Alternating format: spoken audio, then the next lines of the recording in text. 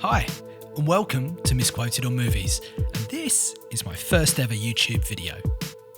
All these news stories about this virus have got me thinking, what are the best movies about pandemics?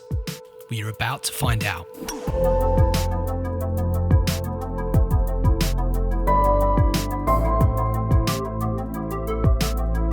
First up is Doomsday, and I'll admit it's not a great movie, but there's a few redeeming features. For example, its 80s and 90s nods, which I really enjoyed, like this one here. Miller, Carpenter, Major. That's of course a nod to George Miller of Mad Max fame and John Carpenter, who directed The Thing and Escape from New York. Other movies which I'll highlight in future videos, like and subscribe. And while I was reviewing this movie, I came across this sound effect which I just loved. How brilliant is that?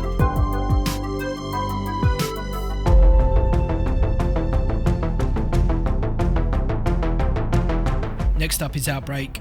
Eye-rolling at times, but it's entertaining. I enjoyed it. It's as Hollywood as it gets. Starring Dustin Hoffman, Morgan Freeman and others, they're searching for a cure to an Ebola-like disease which has come from Africa to US shores. Standard pandemic movie scripting. And of course, these two characters used to be together, broke up, but now maybe their love will be rekindled over a crisis. And hands up if you recognise this guy. Well, you did, Eagle Eye. That's Marcel from Friends.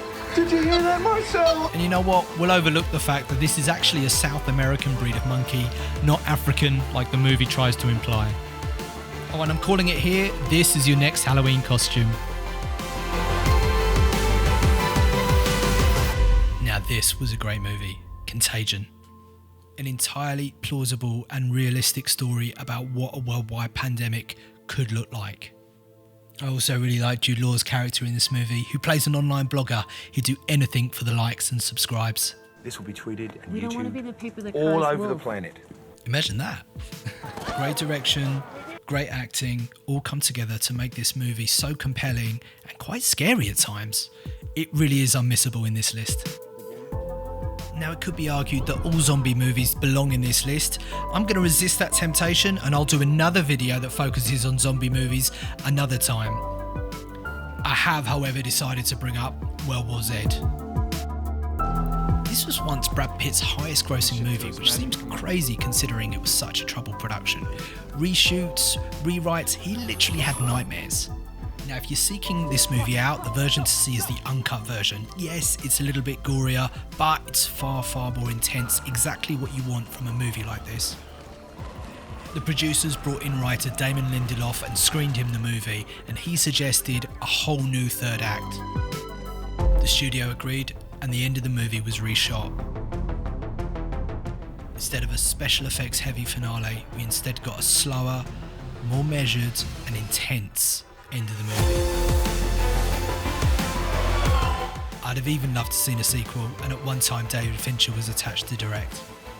Next up, I Am Legend, starring Will Smith, a remake of the 60s movie Omega Man, which also, by the way, starred this red Mustang. A mysterious virus decimates mankind, and Will Smith's scientist stays behind in a deserted New York City searching for a cure. I really enjoyed the first act of this movie. Seeing the streets of New York completely deserted is such an unusual thing, and barely any music features. It just enforces that feeling of loneliness. If anyone is out there. Oh, and that's Will Smith's real daughter, Willow. And how's this for some weird foreshadowing? Batman v Superman. It actually came out 6 years after this movie. Nailed that one. Yes, Maggie is technically another zombie movie, but hear me out, I think is worthy of your time. And yes, that is Arnold in the lead role, but he is not your usual typical action hero here. It's a far more measured performance and measured movie, and we really feel the turmoil that his character is going through. I wouldn't normally release someone with her type infection. The plot centres around Arnie protecting his daughter, who is slowly succumbing to this horrible virus that has gripped mankind. Where have we heard this story before? This was a real passion project for Arnie, and he took $0 for his role in the movie. The producers really did bag themselves a bargain. Now, I must confess, I was really apprehensive about this series of movies being rebooted, but I'm happy to say that Rise of the Planet of the Apes was a really good film.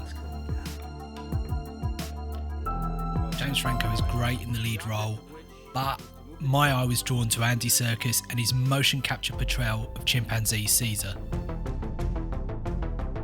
The effects do look somehow a little bit dated, even in comparison to the more recent movies from this series, but I still think it's a worthy addition to this list. Next up, we have the dumbest film in this list, M. Night Shyamalan's The Happening. A virus is sweeping through mankind, causing people to mysteriously commit suicide. It's a truly terrible film, and it was also the first film that M. Night Shyamalan chose not to give himself a cameo. One of my favourite things about this movie is Mark Wahlberg's portrayal of a science teacher. He perpetually looks confused through the entire movie, and every now and then he drops in gems like this. Be scientific, douchebag. Yep, be scientific, douchebag. It was a completely improvised line, but not only that, the director and editor chose to keep this in the movie. What were they thinking? Plastic. It's a silly film with silly characters, like this guy who won't let them in the house to give them refuge because he's worried about poison gas. Let's not let that gas in here. Sir, the air is fine out here right now. You don't need to worry. Guess maybe he should have just closed the windows. Could this really be happening?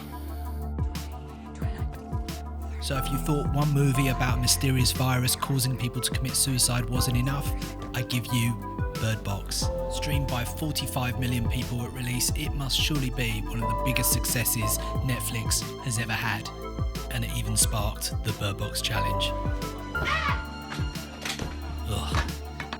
Sandra Bullock manages to portray a character completely emotionally disconnected, yet somehow still full of all that maternal instinct and desire to survive. Blankets, boy, you have your dog, girl, you have your kitty.